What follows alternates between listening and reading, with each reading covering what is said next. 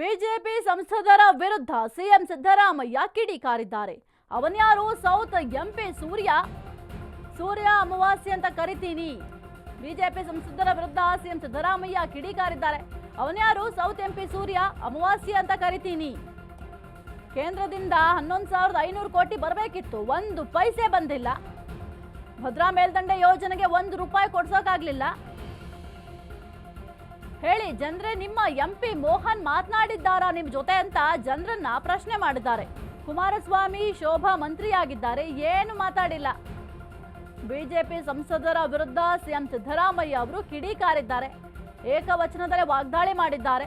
ಅವನ್ಯಾರು south MP ಸೂರ್ಯ ಅಮಾವಾಸ್ಯೆ ಅಂತ ಕರಿತೀನಿ ಅಂತ ವಾಗ್ದಾಳಿಯನ್ನ ಮಾಡಿದ್ದಾರೆ. ಕೇಂದ್ರದಿಂದ 11,500 ಕೋಟಿ ಬರಬೇಕಾಗಿತ್ತು, 1 ಪೈಸೆ ಬಂದಿಲ್ಲ. ಭದ್ರಾ ಮೇಲ್ದಂಡೆ ಯೋಜನೆಗೆ 1 ರೂಪಾಯಿ ಕೊಡ್ಸೋಕಾಗ್ಲಿಲ್ಲ.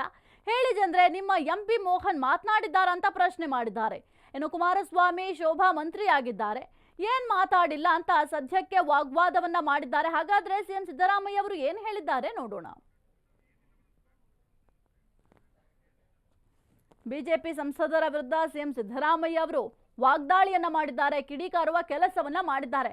ಅವನ್ಯಾರ್ರಿ ಸೌತ್ ಎಂಪಿ ಸೂರ್ಯ ಅಮಾವಾಸ್ಯೆ ಅಂತ ಕರಿತೀನಿ ಅಂತ ವಾಗ್ದಾಳಿಯನ್ನ ಮಾಡಿದ್ದಾರೆ. ಇನ್ನು ಕೇಂದ್ರದಿಂದ 11,500 ಕೋಟಿ ಬರಬೇಕಾಗಿತ್ತು, ಆದ್ರೆ 1 ಪೈಸೆ ಕೂಡ ಬಂದಿಲ್ಲ. ಭದ್ರಾ ಮೇಲ್ದಂಡೆ ಯೋಜನೆಗೆ 1 ರೂಪಾಯಿ ಕೊಡ್ಸೋಕಾಗಿಲ್ಲ. ಸುಮ್ಮನೆ ಬಾಯಿಗೆ ಬಂದಂಗೆ ಮಾತನಾಡ್ತಾರೆ.